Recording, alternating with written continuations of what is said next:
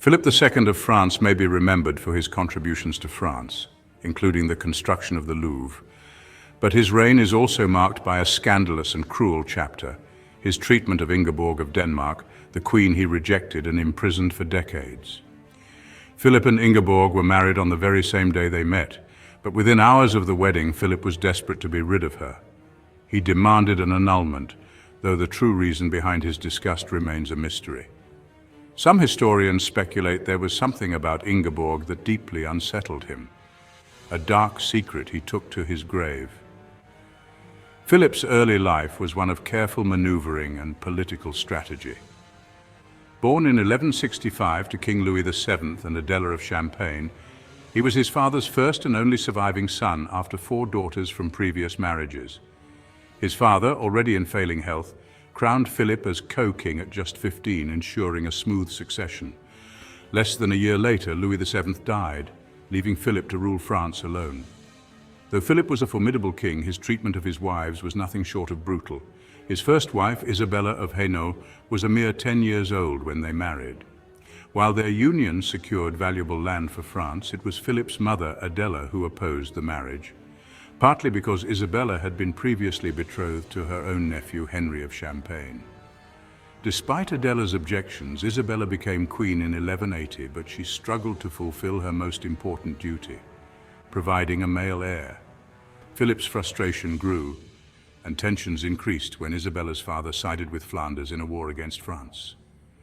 Furious, Philip saw his wife's family as traitors and considered casting her aside. But Isabella had a plan. She dressed as a penitent, walked barefoot into a church, and won public sympathy.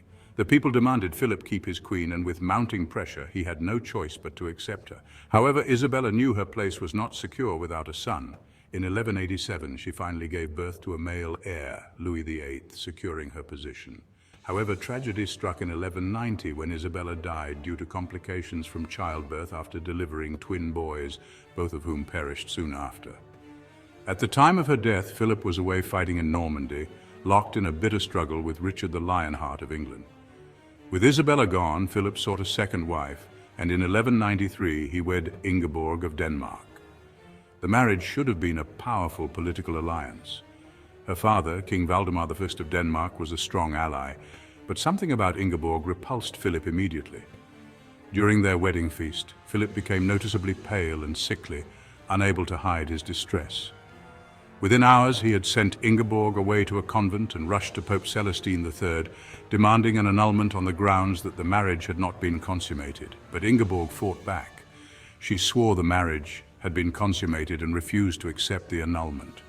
The Pope sided with her, ruling that she was Philip's lawful wife and that he could not remarry. Undeterred, Philip simply ignored the Pope and in 1196 married another woman, Agnes of Morania.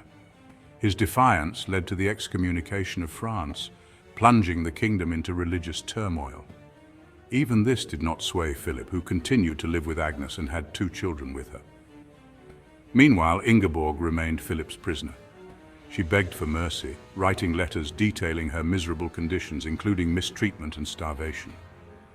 Instead of releasing her, Philip moved her to a more isolated tower, ensuring she had no visitors and barely enough food to survive. The Pope eventually forced Philip to separate from Agnes, who later died while giving birth to their 3rd child.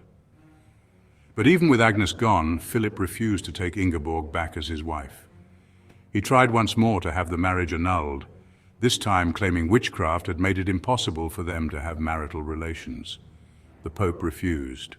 Despite his bigotry, cruelty, and political ruthlessness, Philip II left an indelible mark on France. Under his rule, Paris became a center of learning, earning comparisons to ancient Athens. He expanded France's territory, seized land from England, and built fortresses, markets, and universities. But his treatment of Ingeborg remained a dark stain on his reign. Even on his deathbed in 1223, Philip gave only a single command to his son, Louis VIII: treat Ingeborg well. After decades of imprisonment, Ingeborg finally regained her freedom. She outlived Philip and spent her remaining years as the rightful Queen of France, though she never forgave her husband for what he had done. To this day, Philip II is remembered not just as the king who expanded France, but as the man who locked his wife away, forever refusing to acknowledge the queen he had once sworn to honor.